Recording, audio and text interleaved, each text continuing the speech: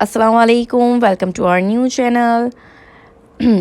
आज हम आपके साथ कुछ ऐसे वर्ड्स इस्तेमाल करेंगे, ऐसे वर्ड्स आपको सिखाएंगे जो आप इस्तेमाल तो करना चाहते हैं लेकिन उनकी इंग्लिश आपको नहीं पता है, या आप सेंटेंस बोलते बोलते रुक जाते हैं, सोच में पड़ जाते हैं कि इसकी इंग्लिश क्या थी।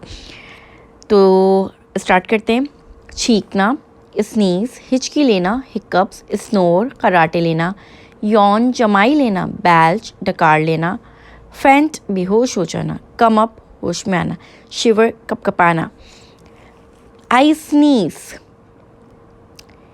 ही हिकअप्स। अब हमने ही यूज़ किया तो इसके साथ हम हिकअप्स यूज़ करेंगे। यू स्नोर, तुम कराटे लेते हो। You snore so much. यौन, जमाई लेना, आई यौन। इट्स बैड टू यौन इन अ पब्लिक प्लेस।